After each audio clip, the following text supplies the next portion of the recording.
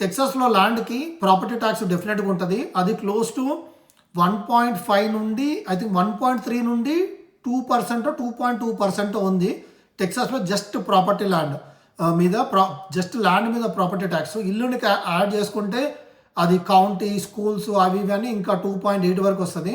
ఇది plain land కాబట్టి up to 2.2% వరకు వస్తుంది. అంటే నువ్వు ల్యాండ్ జస్ట్ హోల్డ్ చేస్తున్నా కూడా you have to pay property tax every year.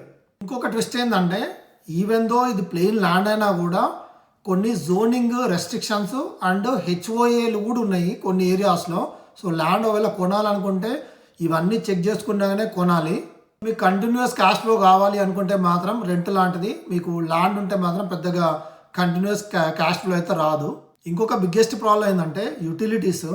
నువ్వు ఒక ల్యాండ్ కొంటున్నావు అంటే ఆ ల్యాండ్కి ఆల్రెడీ వాటర్ కనెక్షను, అంటే ఆ ల్యాండ్ త్రూ వెళ్తున్న వాటర్ కనెక్షను, ల్యాండ్ త్రూ వెళ్తున్న పవర్ కనెక్షను, సివియర్ ఇది డ్రైనేజ్ కనెక్షన్, ఇవన్నీ ఆల్రెడీ ఉంటే ఆ ల్యాండ్కి ఆబ్వియస్గా రేట్ ఎక్కువ వస్తుంది అండ్ వాల్యూ ఉంటుంది.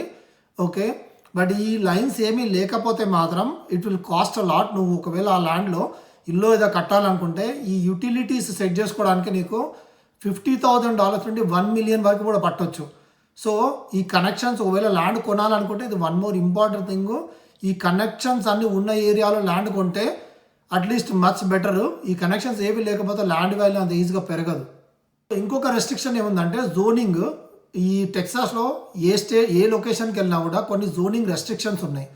అవేంటివంటే ఒకవేళ ల్యాండ్ కొని నువ్వు దానిలో మొబైల్ హోమ్స్ పెట్టి రెంట్కి ఇవ్వాలనుకున్నావు అనుకో, అట్లాంటి వాటికి కూడా రెస్ట్రిక్షన్స్ ఉన్నాయి మొబైల్ హోమ్స్ పెట్టడానికి. ఓకే, అది కాకుండా వేరే వాళ్ళు కూడా మనకి ఈ టెక్సాస్లో ల్యాండ్ ఉంటే వేరే వాళ్ళు కూడా మా మొబైల్ హోమ్ తెచ్చుకొని మేము మీ ల్యాండ్లో జస్ట్ పెట్టుకొని బతుకుతాము, దానికి కూడా రెంట్ కడతామంటారు. అంటే జస్ట్ ల్యాండ్ యూజ్ చేస్తున్నందుకు, నువ్వు మొబైల్ హోమ్ నువ్వు కట్టకపోయినా జస్ట్ వాళ్ళు మన ల్యాండ్ యూజ్ చేస్తున్నందుకు వాళ్ళు రెంట్ పే చేస్తారు. కాకపోతే దీనికి కూడా జోనింగ్ రెస్ట్రిక్షన్స్ ఉన్నాయి.